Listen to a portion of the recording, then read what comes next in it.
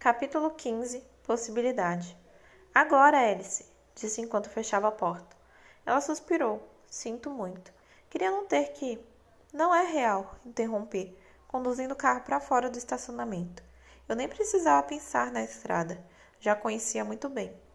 É só uma visão antiga, diante de tudo, antes de eu saber que amava. Na cabeça dela, lá estava outra vez, a pior visão de todas. O potencial agonizante que me torturara por tantas semanas. O futuro que Alice vira no dia em que tirei Bella do caminho da van. O corpo de Bella em meus braços, retorcido, pálido e sem vida. Um corte irregular, com bordas azuladas em seu pescoço quebrado. Seu sangue vermelho nos meus lábios, o carmesim brilhando em meus olhos. A visão, nas lembranças de Alice, arrancou um rosnado furioso da minha garganta. Uma resposta involuntária à dor que atravessou meu corpo. Alice ficou paralisada, os olhos ansiosos. É o mesmo lugar. Alice havia percebido naquele dia no refeitório. Os pensamentos tomados por um horror que eu não tinha compreendido de primeira. Eu nunca olhara além da imagem central horrível. Afinal, eu quase não suportava vê-la. Mas Alice tinha muito mais décadas de experiência examinando suas visões. Ela sabia encarar a situação sem envolver seus sentimentos, ser imparcial, examinar a visão sem estremecer diante dela. Alice tinha sido capaz de absorver os detalhes, como a paisagem. A cena terrível acontecera na mesma campina onde eu planejava levar Bella no dia seguinte. Não pode continuar sendo válida. Você não viu de novo, apenas lembrou. Alice balançou a cabeça devagar. Não é só uma memória, Edward. Estou vendo agora. Nós vamos para outro lugar. Em sua cabeça, o cenário da visão começou a girar como um caleidoscópio. Ora brilhante, ora sombrio, e depois brilhante de novo. O primeiro plano permanecia o mesmo. Eu me encolhi numa tentativa de me afastar das cenas, tentando tirá-las do olho da minha mente, desejando poder cegá-lo. Vou cancelar, falei. Ela já me perdoou por não ter cumprido minhas promessas antes. A visão cintilou, tremeluziu e depois voltou a ficar nítida. O sangue dela é muito forte para você, Edward. À medida que for ficando próximo dela, vou ficar distante de novo. Acho que não vai funcionar. Não funcionou antes? Eu vou embora. Alice estremeceu ao ouvir a agonia em minha voz, e a imagem em sua cabeça tremeluziu outra vez. As estações mudavam ao fundo, mas as figuras centrais permaneciam do mesmo jeito. Continua lá, Edward. Como isso é possível, rosnei? Porque se for verdade, você vai acabar voltando, disse ela com uma voz implacável. Não, eu consigo ficar longe, sei que consigo. Você não consegue, retrucou com toda a calma. Talvez, se fosse só o seu próprio sofrimento. Sua mente percorreu vários futuros possíveis. O rosto de Bella visto de milhares de ângulos diferentes, sempre tingido de cinza, longe do sol. Ela estava mais magra, com as maçãs do rosto anormalmente côncavas, olheiras profundas, inexpressiva. Alguém poderia chamá-la de cadavérica, mas seria apenas uma metáfora. Não era como nas outras visões. O que houve? Por que ela está assim? Porque você foi embora. Ela não está bem. Eu odiava quando Alice falava daquele jeito, como se o futuro fosse o presente, como se a tragédia estivesse acontecendo naquele momento. Melhor do que outras opções, falei. Você acha mesmo que conseguiria deixá-la assim? Não acha que voltaria para ver como ela está? Realmente acha que quando a visse nesse estado não falaria com ela? Enquanto Alice fazia essas perguntas, vi as respostas em sua mente. Vi a mim mesmo nas sombras, observando, voltando escondido para o quarto de Bella, vendo-a viver um pesadelo, enroscada em posição fetal, os braços junto ao peito, ofegando por ar, mesmo durante o sono. Alice se encolheu também, envolvendo os joelhos com os braços tensos, por solidariedade. Claro que Alice estava certa. Tive um eco das emoções que sentiria nessa versão do futuro e soube que sim, eu voltaria, só para ver como ela estava. E então, quando a visse, eu a acordaria. Não conseguiria vê-la sofrer. Os futuros se realinharam na mesma visão inevitável, apenas adiada por um tempo. Eu não deveria ter voltado, sussurrei. E se eu nunca tivesse aprendido a amá-la? E se eu não soubesse o que estava perdendo? Alice balançava a cabeça. Tive algumas visões enquanto você estava longe. Esperei que ela me mostrasse, mas Alice estava muito concentrada em apenas olhar para o meu rosto naquele momento, tentando não me mostrar. Que visões? O que você viu? Os olhos dela denunciavam seu sofrimento.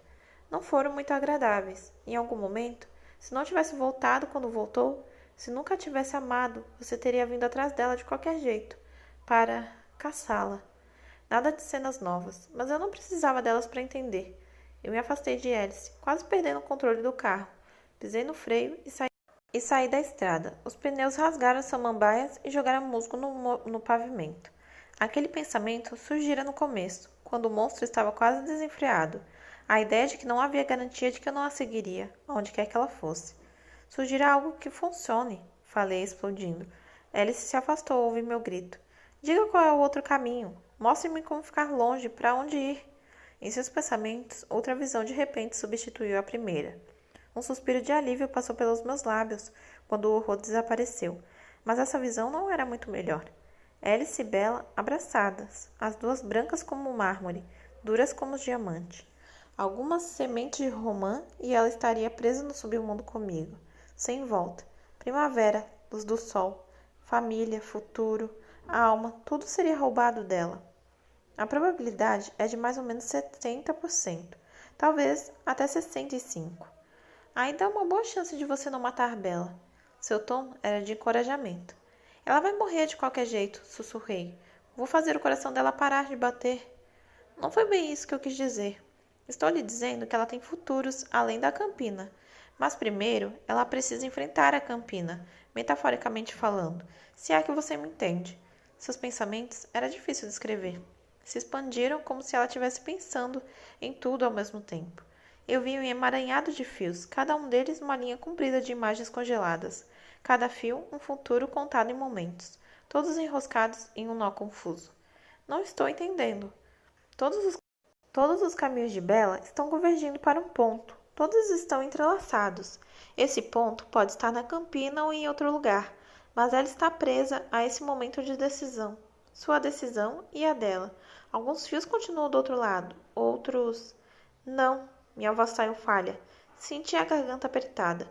Você não tem como evitar, Edward. Vai ter que enfrentar esse momento, mesmo sabendo que pode acabar de um jeito ou de outro. Vai ter que enfrentá-lo. Como eu posso salvá-la? Me diga. Não sei. Você vai ter que encontrar a resposta sozinho, no meio desse caos. Não consigo ver que forma exatamente esse momento terá, mas acho que haverá uma espécie de teste ou desafio. Consigo ver isso, mas não tenho como ajudar. Só vocês dois podem decidir. Meus dentes rangeram. Você sabe que eu te amo, então me escute agora. Adiar esse momento não vai mudar nada. Leve-a para Campina, Edward. E por mim, mas especialmente por você, traga de volta. Deixei minha cabeça cair nas mãos. Eu me senti doente, como um humano danificado, vítima de uma enfermidade. Que tal uma boa notícia? Perguntou Alice em tom gentil, tentando me animar. Olhei para ela, que deu um sorrisinho. É sério. Então fale logo. Vi um terceiro caminho, Edward, contou ela. Se você conseguir passar pela crise, há um novo caminho possível. Um novo caminho? Repeti confuso. Não é garantido, mas olhe. Outra imagem em sua mente. Não era tão nítida quanto as outras. Um trio na sala apertado da casa de Bella. Eu estava no sofá velho, com Bella ao meu lado, o braço por cima de seus ombros em um gesto descontraído. Alice estava sentada no chão, ao lado de Bella, apoiada em sua perna de tal forma que demonstrava intimidade. Alice e eu estávamos com a mesma aparência de sempre, mas aquela era uma versão de Bella que eu nunca tinha visto. Sua pele ainda era macia e pálida, rosada nas bochechas, saudável. Os olhos ainda eram calorosos, castanhos e humanos, mas ela estava diferente. Analisei as mudanças e entendi o que estava vendo. Bella não era mais uma garota, e sim uma mulher. As pernas pareciam um pouco mais compridas, como se ela tivesse crescido alguns centímetros, e o corpo esbelto ganhara algumas curvas sutis. O cabelo era escuro como breu, como se ela tivesse tomado muito pouco sol nos anos que estavam por vir. A cena não parecia ter tantos anos na frente, talvez 3 ou 4, mas ela ainda era humana. Fui inundado por alegria e sofrimento. Ela ainda era humana, mas estava envelhecendo. Esse era o futuro extremo e improvável com o qual eu poderia conviver. O futuro que não lhe roubava a vida, nem a vida após a morte. Um futuro que afastaria de mim alguma hora, de forma tão inevitável quanto o dia virava a noite. Continua não sendo muito provável, mas achei que você ia gostar de saber que essa possibilidade existe. Se vocês dois superarem a crise, isso pode acontecer. Obrigada, Alice, sussurrei. Mudei a marcha e voltei com o carro para a estrada, passando na frente de uma minivan que andava abaixo do limite da velocidade. Acelerei automaticamente, sem perceber o que fazia. Claro, essa é a parte que depende de você. Alice ainda estava visualizando o trio improvável no sofá. Não leva em consideração os desejos dela. O que quer dizer com isso? Os desejos dela? Nunca pensou que Bella não pode não querer perdê-lo? Que uma vida mortal curta pode não ser longa o suficiente para ela? Isso é loucura, ninguém escolheria. Não precisamos discutir isso agora. Primeira crise. Obrigada, Alice. Repeti, dessa vez em tom ácido. Ela riu. Foi um som apreensivo, como de um pássaro. Ela estava tão nervosa quanto eu, quase tão horrorizada pelas possibilidades trágicas quanto eu fiquei. Sei que você também a ama, murmurei. Não é a mesma coisa. Verdade. Afinal, Alice tinha Jasper. O centro do universo dela estava em segurança ao seu lado, e era ainda mais indestrutível do que a maioria. A alma dele não pesava em sua consciência, não trazia dúvidas. Alice só trouxera felicidade e paz a Jasper. Eu te amo, você consegue. Eu queria acreditar nela, mas sabia quando suas palavras tinham uma base sólida e quando não passavam de simples esperança. Dirigi em silêncio até os limites do Parque Nacional e encontrei um lugar discreto onde parar o carro. Alice não se mexeu quando estacionei. Ela viu que eu precisava de um tempo. Fechei os olhos e tentei não ouvir Alice, não ouvir nada, concentrar meus pensamentos em uma decisão, uma resolução. Apertei as têmporas com força. Alice disse que eu teria que tomar uma decisão. Queria gritar que já havia escolhido, que não havia decisão a tomar. Mas embora todo o meu ser parecesse ansiar apenas pela segurança de Bella, eu sabia que o monstro continuava vivo. Como eu faria para matá-lo, silenciá-lo para sempre? Ah, ele estava quieto naquele momento, escondido, guardando forças para a luta que estava por vir. Por alguns momentos, considerei seriamente me matar. Era a única forma de garantir que o monstro não sobreviveria. Mas como? Carlyle havia esgotado a maioria das possibilidades no início da sua vida imortal, e nunca chegara perto de pôr um ponto final na própria história, apesar de sua determinação. Eu não conseguiria fazer isso sozinho. Qualquer membro da minha família seria capaz de acabar comigo, mas eu sabia que nenhum deles atenderia ao pedido, por mais que eu implorasse. Mesmo Rosalie, que sem dúvida diria estar com raiva suficiente para me matar, que era capaz de gritar e me ameaçar, não faria, porque embora às vezes me odiasse, ela sempre me amou. E eu sabia que se estivesse no lugar de qualquer um deles, também me sentiria e agiria assim. Eu não faria mal a qualquer membro da minha família, não importava quanto estivesse sofrendo ou quanto desejasse uma escapatória. Havia outros vampiros, mas os amigos de Carlyle não me ajudariam. Nunca trairiam dessa maneira. Só consegui pensar em um lugar onde poderia ir para acabar com o monstro de forma rápida, mas isso colocaria Bella em perigo. Embora não tivesse sido eu a contar a verdade sobre mim, ela sabia coisas que não poderia saber. Não era nada que pudesse colocá-la em perigo, a menos que eu fizesse algo idiota, como ir para a Itália. Era uma pena que o Tratado Quileute estivesse tão sem força. 3 gerações atrás, eu só precisaria ir até Lapuche. Essa ideia se tornara inútil. Portanto, tais formas de matar o monstro não serviriam. Alice parecia tão certa de que eu tinha que seguir em frente, encarar a situação, mas como essa poderia ser a decisão certa, quando existia o risco de matar Bella? Estremeci. Era uma possibilidade tão dolorosa que eu não conseguia imaginar como o monstro passaria por cima da minha aversão e me subjugaria. Ele não revelou nada, apenas continuou aguardando sua chance em silêncio. Suspirei, havia alguma escolha se não encarar a situação de frente? Será que ainda contava como coragem se a pessoa não tinha escolha? Eu achava que não. Tudo que me restava fazer, ao que parecia, era me agarrar à minha decisão com ambas as mãos, com toda a minha força. Eu seria mais forte que meu monstro. Não machucaria a Bella. Eu faria a coisa mais certa que me restava. Eu seria quem ela precisasse que eu fosse. E então, de repente, enquanto eu pensava nessas palavras, não me pareceu mais tão impossível. Claro que eu seria capaz de fazer isso. Eu poderia ser o Edward que Bella queria, de quem ela precisava. Poderia me agarrar àquele esboço do futuro com o qual eu conseguia conviver e torná-lo real. Por Bella. Claro que eu conseguiria se fosse por ela. Pareceu mais sólida essa decisão, mais clara. Abri os olhos e encarei Alice. Ah, melhorou, disse ela. Em sua cabeça, o emaranhado de fios ainda parecia um labirinto confuso para mim, mas ela conseguia interpretá-lo melhor do que eu. 70%. Seja lá o que você estiver pensando, continue assim.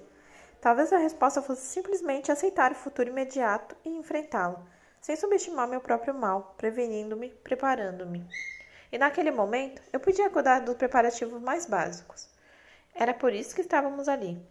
Alice viu o que eu estava prestes a fazer. Então saiu do carro começou a correr antes que eu tivesse tempo de abrir a porta. Aquilo tinha certa graça, e eu quase sorri. Ela nunca poderia me superar na corrida e sempre tentava trapacear. Então comecei a correr também. Por aqui, pensou Alice quando eu estava quase a alcançando. Somente estava à frente, procurando por uma presa. Mas embora eu sentisse o cheiro de várias opções próximas, era óbvio que não se tratava do que ela queria. Alice estava ignorando tudo que encontrava. Eu não sabia direito o que ela estava procurando com tanto afinco, mas a segui sem hesitar. Alice ignorou mais alguns rebanhos de veados, levando-me mais fundo na floresta e seguindo para o sul. Eu a vi procurando no futuro, nos vendo em diferentes pontos do parque, todos familiares. Ela começou a seguir para o leste, voltando para o norte mais uma vez. O que estava procurando? Então seus pensamentos se firmaram num movimento furtivo em um arbusto, um vislumbre de uma pele amarelada. Obrigado, Alice, mas... Shh, estou caçando. Revirei os olhos, mas continuei atrás dela. Afinal, estava tentando fazer uma gentileza para mim. Não havia como ela saber que não faria diferença.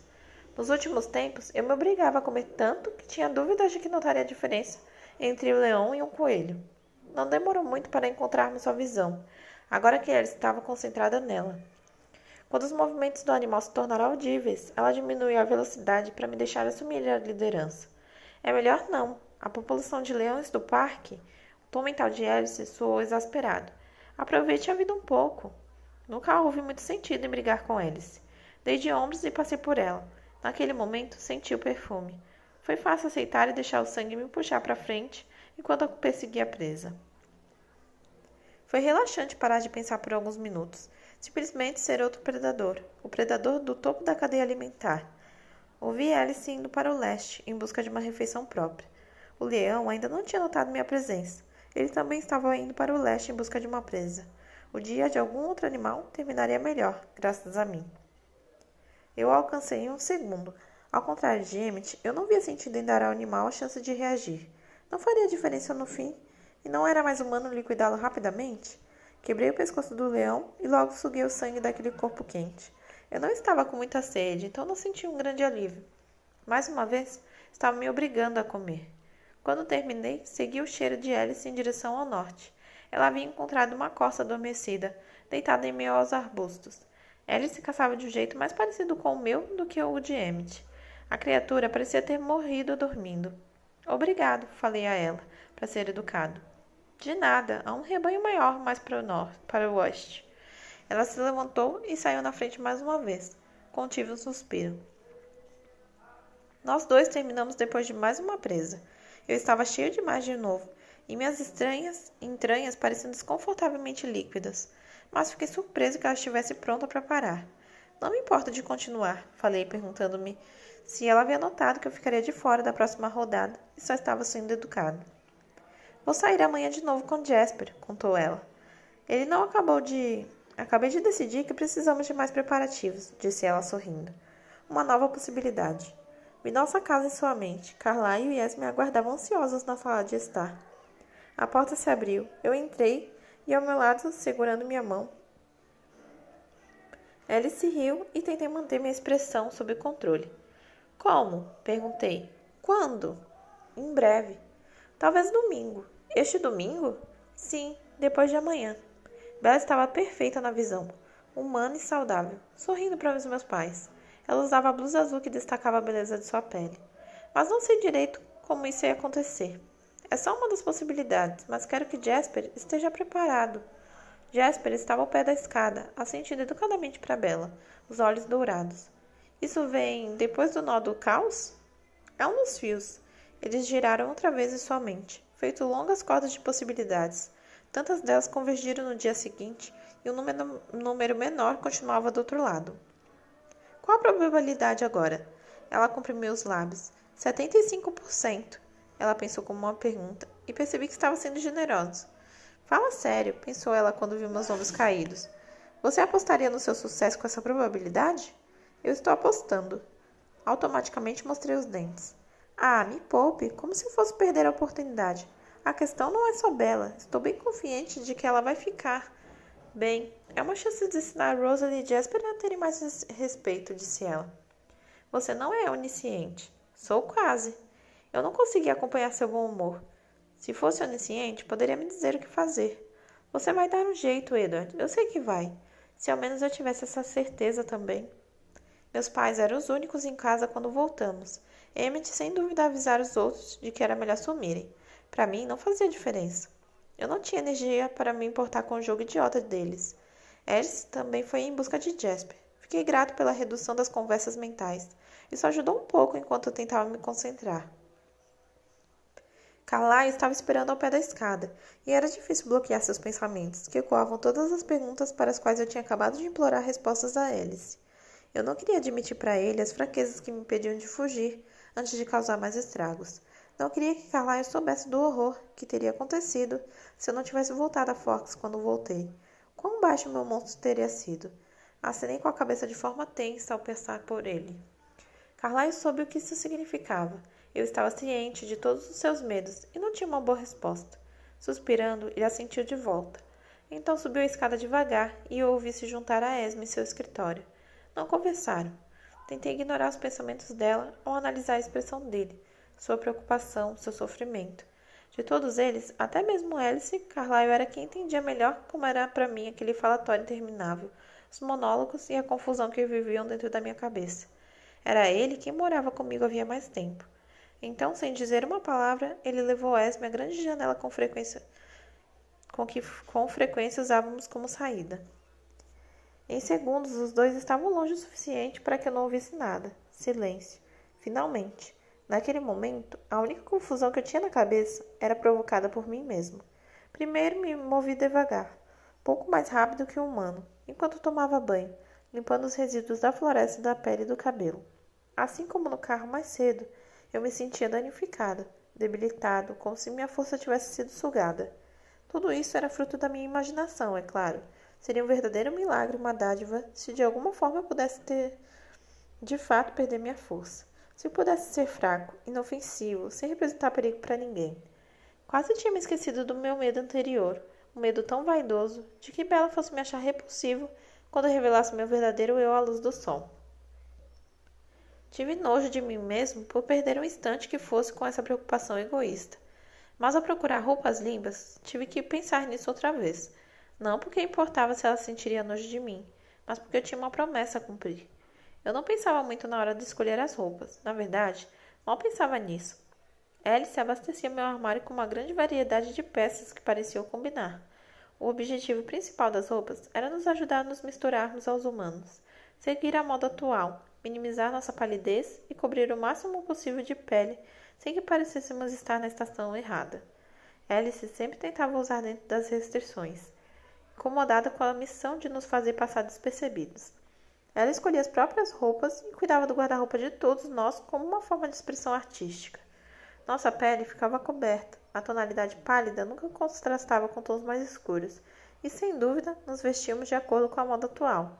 Mas não éramos simples humanos, isso era óbvio, parecia um luxo inofensivo, assim como os carros que dirigíamos. A não ser pelos gostos inovadores de Alice, todas as minhas roupas tinham como principal objetivo cobrir o máximo de pele. Para cumprir a promessa que eu fizera a Bella, eu precisaria expor mais do que minhas mãos. Quanto menos eu revelasse, mais facilidade ela teria para descobrir minha anomalia. Ela precisava me ver como eu era. Foi então que me lembrei de uma camisa esquecida no fundo do armário, uma que eu nunca tinha usado. A camisa era incomum. Em geral, Alice não comprava nada que não conseguisse nos ver usando. Ela costumava seguir as regras à risca. Lembrei-me da tarde que eu tinha visto 2 anos antes a camisa pendurada junto de várias aquisições novas, mais profundo, como se Alice soubesse que a peça era um equívoco. Por que comprou isso? Perguntei a ela naquela ocasião. Alice deu de ombros. Não sei, ficava bem no modelo. Não havia nada oculto em seus pensamentos. Ela parecia igualmente confusa em relação àquela compra impulsiva. E, no entanto, Alice também não me deixou jogar a camisa fora. Nunca se sabe, insistiu ela naquela tarde. Vai que algum dia você queira usar. Peguei a camisa naquele momento e senti uma estranha onda de admiração. Um calafrio quase que se eu fosse capaz de sentir algo do tipo. As premonições misteriosas dela iam tão longe, estendendo tão profundamente seus tentáculos no futuro, que nem mesmo ela compreendia todas as suas atitudes. De alguma forma, ela sentiu anos antes de Bella decidir se mudar para Forks, que em algum momento eu enfrentaria esse julgamento bizarro. Talvez ela fosse mesmo onisciente, no fim das contas. Vestia a camisa branca de algodão. incomodada ao ver a palidez dos meus braços nus no espelho. Eu abotoei, suspirei e depois a desabotoei. O objetivo era expor minha pele, mas eu não precisava estar tão exposto desde o primeiro momento. Peguei um suéter bege e o vesti por cima. Fiquei muito mais à vontade daquele jeito, só com o colarinho da camisa branca aparecendo acima da gola, bem coberto, como estava acostumado. Talvez eu ficasse de suéter, talvez revelar tudo fosse o caminho errado. Eu não estava mais me movendo tão devagar. Era quase cômico que, com todos os temores e decisões em minha mente, o medo mais familiar, aquele que ditara quase todas as minhas atitudes nos últimos tempos, ainda me controlasse com tanta facilidade. Eu não via a Bela fazia horas. Será que ela estava em segurança? Como era estranho que eu ainda conseguisse me preocupar com os milhões de perigos que não eram eu. Nenhum deles era tão mortal. Ainda assim, e se ela não estivesse segura?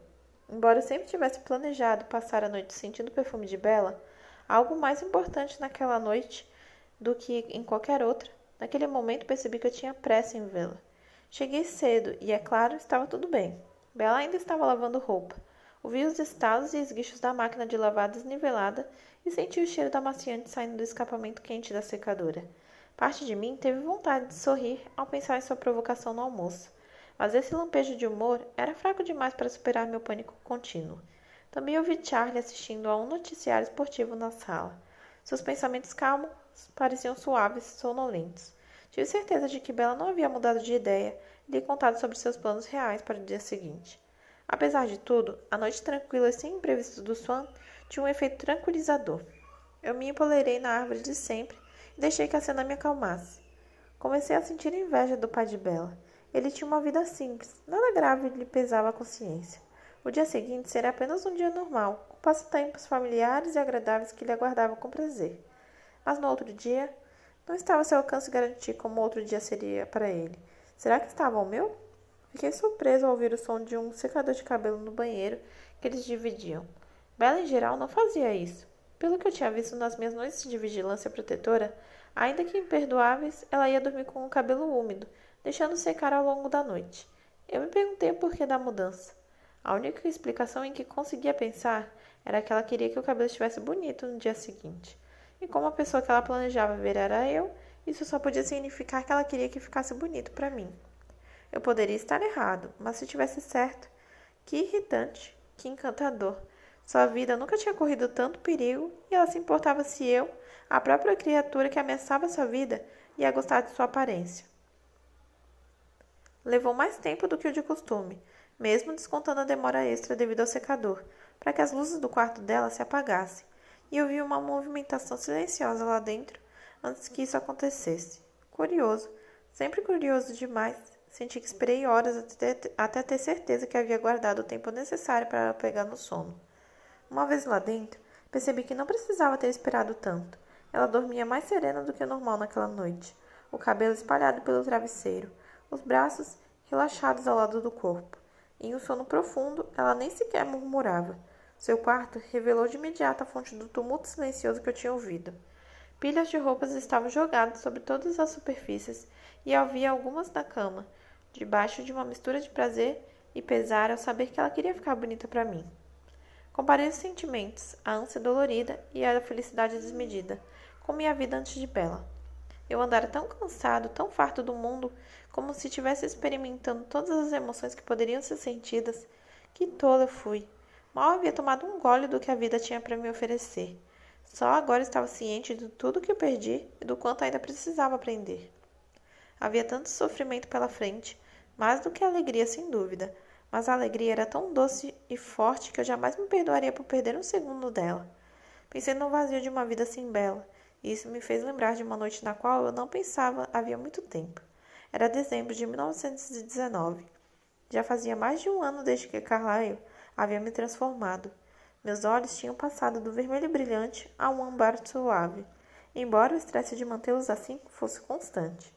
Carlyle me mantivera o mais isolado possível enquanto eu enfrentava aqueles primeiros meses descontrolados. Depois de quase um ano, tive certeza de que a loucura havia passado, e Carlyle aceitou minha autoavaliação sem questionar. Ele se preparou para me introduzir de volta à sociedade humana. No início, era apenas uma noite aqui e ali, o mais bem alimentado possível, caminhávamos pela rua principal de uma cidade pequena, depois que o sol estivesse abaixo da linha do horizonte. Era uma grande surpresa para mim a facilidade que tínhamos em nos misturar às pessoas. Os rostos humanos eram tão diferentes dos nossos. A pele opaca e cheia de marcas, as feições mal feitas, arredondadas e irregulares, as cores manchadas da pele imperfeita. Aqueles olhos turvos e reumáticos deviam estar quase cegos, pensei. Se acreditava que pertenceríamos ao mundo deles. Levei vários anos para me acostumar aos rostos humanos. Eu estava tão concentrada em controlar meu instinto assassino durante aqueles passeios que mal reconheci como linguagem a cacofonia do pensamento que me açoitava. Era apenas um barulho. À medida que minha capacidade de ignorar a sede foi ficando mais forte, os pensamentos da multidão se tornaram mais claros, mais difíceis de ignorar. O perigo do primeiro desafio, suplementado pela irritação do segundo. Passei naqueles primeiros testes, se não com facilidade, pelo menos com resultados perfeitos. O desafio seguinte era viver entre eles por uma semana. Carlyle escolheu o porto movimentado de St. John, em Nova Branch, reservando quartos em uma pequena estalagem perto das docas do West Side. Além do nosso senhorio idoso, todos os vizinhos que encontrávamos eram marinheiros e estivadores. Foi um desafio árduo. Eu estava cercado por todos os lados. O cheiro do sangue humano era onipresente. Eu sentia cheiro de mãos humanas nos tecidos do nosso quarto, cheiro do suor humano que entrava pelas janelas. Isso maculava cada respiração. Porém, embora fosse jovem, eu também era obstinado e estava determinado a ser bem-sucedido. Eu sabia que Carlyle me tinha em alta conta pelo meu progresso rápido, e agradá-lo havia se tornado minha principal motivação. Mesmo em minha mente relativa, quarentena até aquele momento, eu já tinha ouvido o suficiente dos pensamentos humanos para saber que meu mentor era único. Ele era digno da minha idolatria. Eu já sabia qual era o seu plano de fuga, caso o desafio estivesse além das minhas capacidades, por mais que ele tivesse tentado escondê-lo de mim. Era quase impossível para ele guardar segredo. Apesar de parecermos estarmos cercados por sangue humano, uma fuga rápida seria possível pelas águas geladas do porto. Estávamos a poucas quadras da profundeza cinzentas e opacas. Se a tentação estivesse perto de me vencer, ele me pediria para fugir. Mas Carlyle acreditava que eu era capaz, que eu era talentoso, forte e inteligente demais para ser vítima dos meus desejos mais baixos. Devia ter percebido minha reação aos seus elogios internos. Eles me deixariam arrogante, acho, mas também me transformaram no homem que vi em sua mente, determinado a merecer a aprovação que ele já havia me dado. Carlyle era de fato muito astuto e também muito bondoso. Era meu segundo Natal como imortal. Embora tenha sido o primeiro ano em que pude apreciar a mudança das estações, no ano anterior eu estava atormentado demais pelo frenesi de um vampiro recém-criado para ter ciência de muita coisa. Eu sabia que em seu íntimo Carlyle se preocupava com as coisas que me fariam falta. A família e os amigos que eu conhecera em meus anos humanos, as tradições que alegravam um clima sombrio. Ele não precisava se preocupar. As grinaldas e as velas, a música e as reuniões, nada disso parecia se destinar a mim. Eu as olhava como se estivesse em uma distância intransponível. Certa noite, no meio dessa semana, ele me mandou sair para um passeio sozinho pela primeira vez. Levei minha tarefa muito a sério e fiz tudo ao meu alcance para parecer o mais humano possível, embrulhando-me em camadas grossas de roupa, fingindo sentir frio. Uma vez lá fora, mantive o corpo rígido diante de todas as tentações, meus movimentos lentos e deliberados. Passei por alguns homens que voltavam para casa das docas geladas, e um deles se dirigiu a mim, mas não me esforcei para evitá-los. Eu pensava em minha vida futura, quando estaria tão controlado e à vontade quanto Carlyle. Imaginei 1 milhão de passeios como aquele. Carlyle colocara sua vida em suspenso para cuidar de mim, mas eu estava determinada a deixar de ser um fardo e, em breve, me tornar um recurso à sua disposição. Eu estava bastante orgulhoso de mim mesmo quando voltei para nosso quarto, tirando a neve do meu gorro de lã. Carlyle estaria ansioso para ouvir meu relato, e eu estava ansioso para contar tudo a ele. Afinal, não tinha sido tão difícil assim estar entre eles, tendo apenas minha força de vontade como proteção. Fingi naturalidade ao entrar pela porta, percebendo tarde demais o cheiro forte de resina. Eu estava me preparando para deixar Carlyle espantado com a facilidade do meu sucesso, mas ele estava me esperando com outra surpresa. As camas haviam sido empilhadas com todo o cuidado no canto. A mesa bamba fora empurrada para trás da porta, a fim de abrir espaço para um abeto tão grande que o galho mais alto encostado encostava no teto. As folhas em forma de agulha estavam úmidas, e a neve ainda era visível em alguns pontos, tamanha a rapidez com que ele derretera os tocos de vela nas pontas dos galhos. Todos brilhavam, refletindo a luz quente e amarela no rosto liso de Carlyle. Ele abriu um largo sorriso. Feliz Natal, Edward.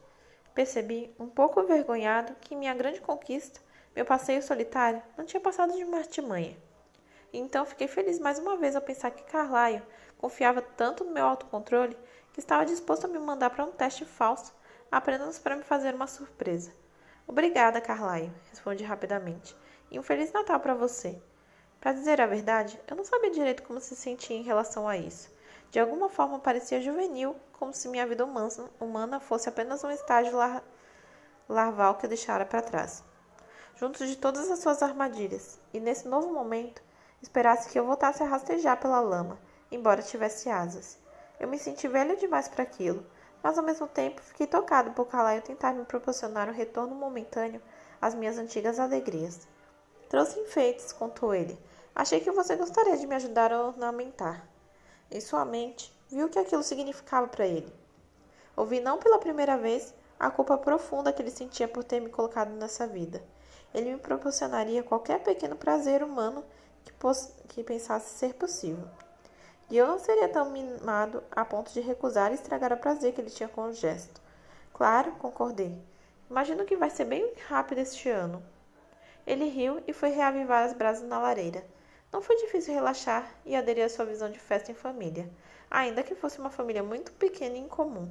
Embora tivesse facilidade em desempenhar meu papel, persistia a sensação de que eu não pertencia ao mundo do qual fingia fazer parte. Eu me perguntei se, com o passar do tempo, me acostumaria à vida que Carlyle havia criado, ou se sempre me sentiria deslocado. Será que eu me parecia mais com um vampiro verdadeiro do que ele? Uma criatura sanguinária demais para abraçar sua sensibilidade mais humana? Minhas perguntas foram respondidas com o passar do tempo. Por mais que não percebesse naquela época, eu ainda era um recém-criado. E tudo ficou mais fácil com a idade. A sensação de alienação foi sumindo, e eu descobri que de fato pertencia ao mundo de Carlyle.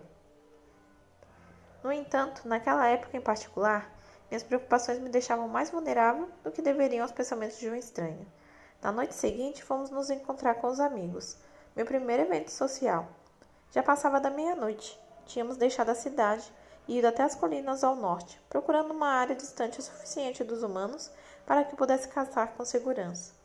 Mantive o controle sobre mim mesmo, esforçando-me para refrear os sentidos ansiosos que lutavam para se libertar e queriam me conduzir pela noite até algo que saciaria minha sede. Precisávamos ter certeza de que estaríamos longe o suficiente da população. Depois de liberar esses poderes, eu teria a força necessária para me afastar do cheiro do sangue humano. Aqui deve ser seguro, pensou Carlyle com aprovação. Diminuiu a velocidade para me deixar assumir a liderança da caçada. Talvez encontrássemos alguns lobos, que também caçavam na neve espessa. Naquele clima, era mais provável que precisássemos tirar os animais das tocas. Deixei meus sentidos livres. Fazer isso trazia um alívio notável, como se relaxasse um músculo que esteve contraído por muito tempo. No começo, tudo o que eu conseguia sentir era o cheiro da neve limpa e dos galhos vazios das árvores cacodônicas. E conheci o alívio da ausência de cheiros humanos, sem desejo, sem dor. Corremos em silêncio pela floresta densa. E então senti um cheiro novo, ao mesmo tempo familiar e estranho. Era doce, distinto e mais puro que neve fresca. Havia uma espécie de brilho na fragrância que só se parecia com dois aromas que eu conhecia, o de Carlyle e o meu. Mas as semelhanças pararam por aí. Parei de correr de repente. Carlyle sentiu o cheiro e ficou imóvel ao meu lado. Por menos de um segundo ouvi sua ansiedade, e então ela se tornou reconhecimento. Ah, Siobhan, pensou ele, acalmando-me na mesma hora. Eu não sabia que ela estava nessa parte do mundo. Olhei para ele com curiosidade, sem saber se podia falar em voz alta. Eu me sentia apreensivo, apesar da calma dele. O desconhecido me deixava alerta. Somos velhos amigos, ele me garantiu. Acho que já é hora de você conhecer outros da nossa espécie. Vamos encontrá-los. Ele parecia sereno, mas detectei uma preocupação discreta por trás dos pensamentos que ele punha em palavras para mim. Perguntei-me pela primeira vez por que nunca havíamos tido contato com outros vampiros até então. Pelas explicações de Carlyle, eu sabia que não éramos tão raros. Ele devia ter decidido me esconder dos outros. Mas por quê? Ele não temia qualquer perigo físico naquele momento. Qual poderia ser sua motivação? O cheiro era bastante fresco. Eu conseguia distinguir 2 rastros. Lancei um olhar curioso para ele. Siobhan e Meg. Onde será que está Lian? Os 3 formam um clã. Em geral, viajam juntos. Clã? Eu conhecia essa palavra, mas sempre pensava nela no contexto dos grandes grupos militarizados que dominavam as aulas de história de Carlyle. O clã Volturi e, antes deles, os romenos e os egípcios. Mas e se Siobhan podia ter um clã de 3? Será que a palavra também servia para nós? Carlyle e eu éramos um clã? Aquilo não parecia nos descrever. Era uma palavra muito fria. Ou talvez meu entendimento da palavra fosse imperfeito. Levamos algumas horas para alcançar as vampiras, pois elas também estavam correndo. Seu rastro nos fez adentrar ainda mais na paisagem erma e nevada, o que foi uma sorte. Se tivéssemos chegado muito perto de lares humanos, Carlyle teria me pedido para ficar para trás. Usar meu olfato para rastrear não era muito diferente de quando ia caçar, e eu sabia que seria dominado pelo sentido se cruzasse com um rastro humano. Quando chegamos tão perto que dava para ouvir o som de seus pés correndo à nossa frente, elas não estavam tentando ser furtivas e, obviamente, não se preocupavam se estavam sendo seguidas. Carlyle gritou bem alto. Siobhan! O movimento à frente cessou por um instante, até que elas começaram a voltar, e o som mostrava uma assertividade que me deixou tenso, apesar da calma de Carlyle. Ele parou de correr e eu parei ao seu lado. Ele nunca estivera errado sobre nada antes, mas ainda assim agachei quase automaticamente. Calma, Edward. No início, é difícil encontrar um predador igual, mas não há nada a temer. Confia nela. Claro, sussurrei, e logo me endireitei ao lado dele. Embora não conseguisse relaxar minha postura rígida. Talvez fosse por isso que ele havia mantido seus outros conhecidos longe de mim. Talvez esse estranho instinto de defesa fosse forte demais quando alguém já estava sobrecarregado pelo furor de ser um recém-criado.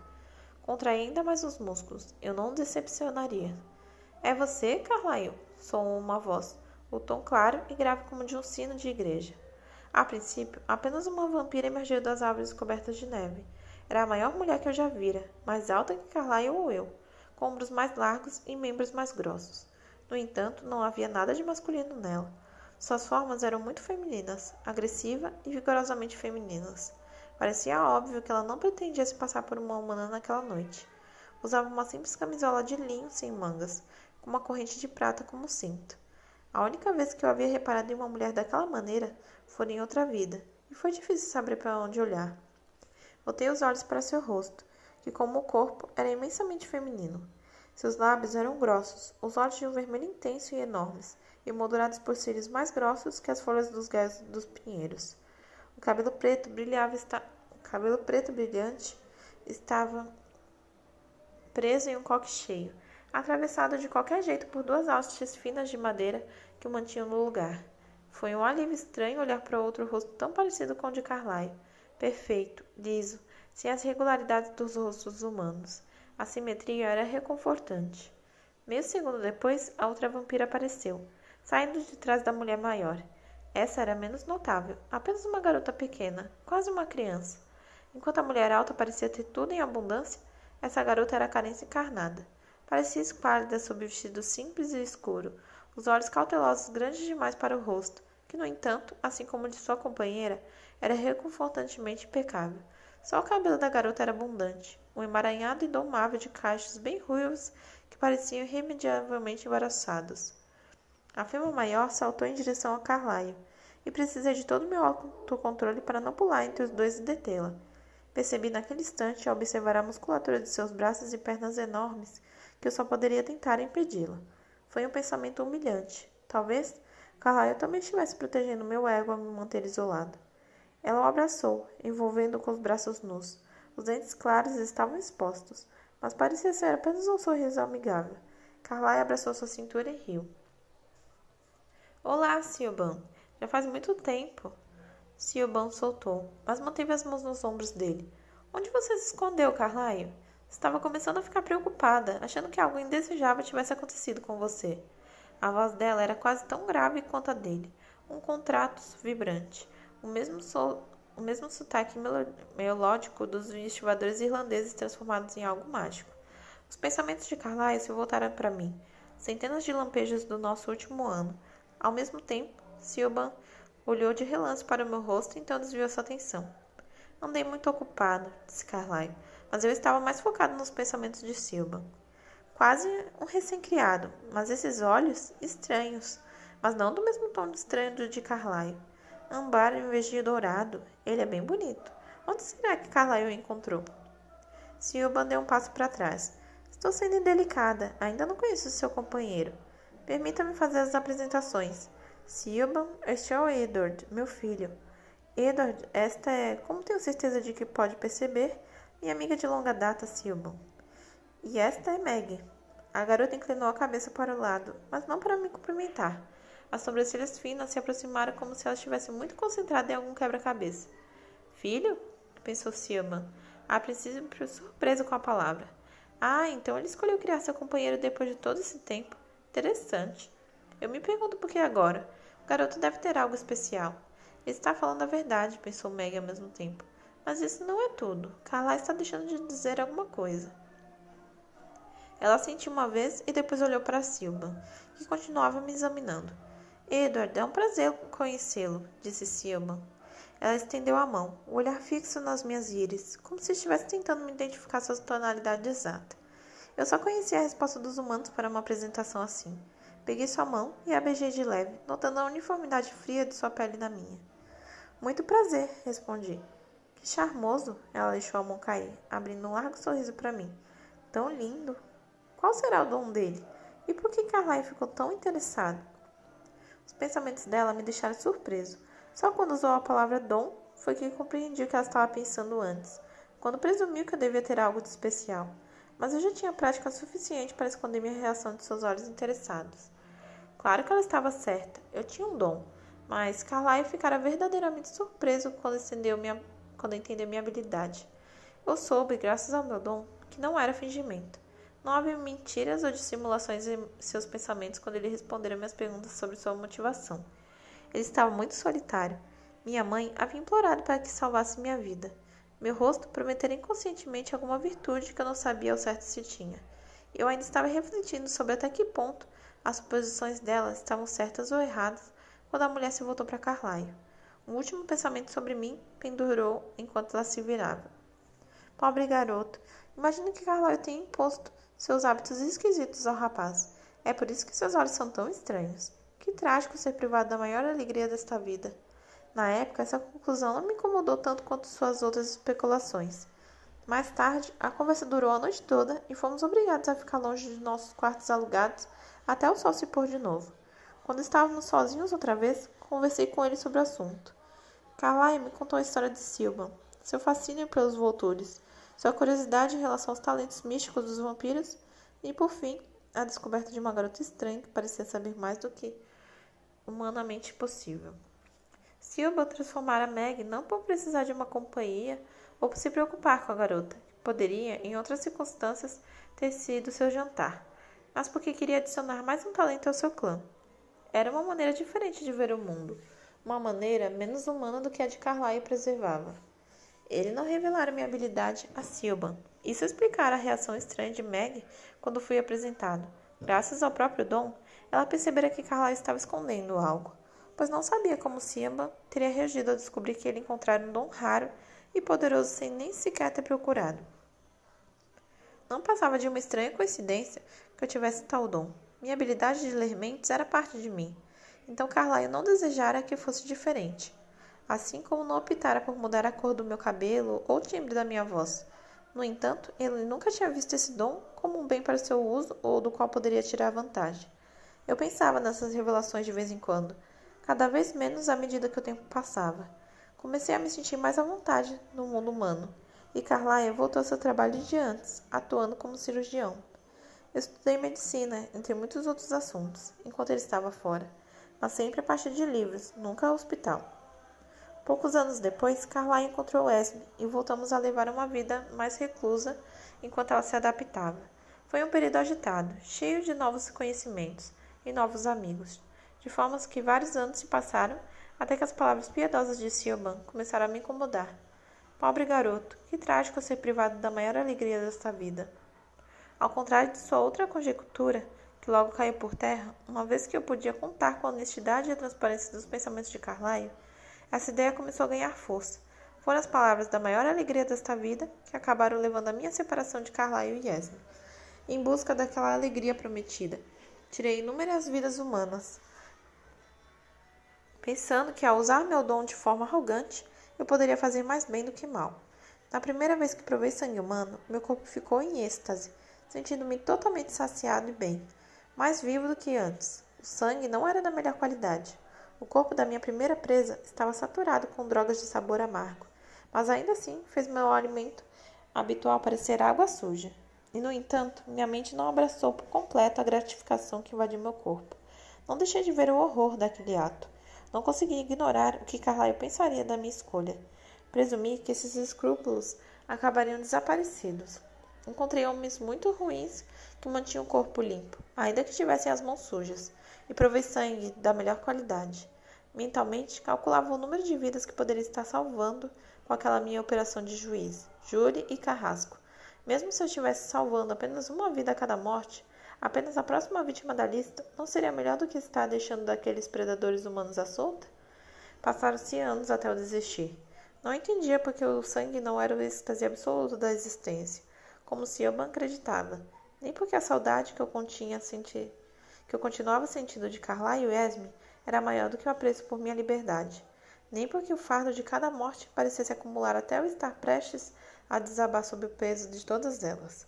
Após voltar para Carlyle e Esme, ao longo dos anos em que me esforçava para reaprender toda a disciplina que havia abandonado, cheguei à conclusão de que Siobhan talvez não conhecesse nada superior à atração do sangue, mas eu havia nascido para algo melhor. E no momento presente, as palavras que outrora me assombraram me compeliram, voltando com uma força surpreendente, da maior alegria desta vida. Não tive dúvidas. Naquele momento eu soube a que essa frase se referia. A maior alegria da minha vida era aquela garota frágil, corajosa, calorosa e perspicaz, dormindo tão calma ali perto, bela. A maior alegria que a vida tinha para me oferecer e também a maior aflição, quando eu a perdesse. Meu celular vibrou no bolso da camisa. Peguei-o, vi o número e aproximei do ouvido. Sei que você não pode falar, disse Alice baixinho, mas achei que você ia querer saber. A probabilidade é de 80% agora. O que quer que você esteja fazendo? Continue. Ela desligou. É claro que eu não podia confiar em sua voz tranquila sem ler seus pensamentos, e Alice sabia disso.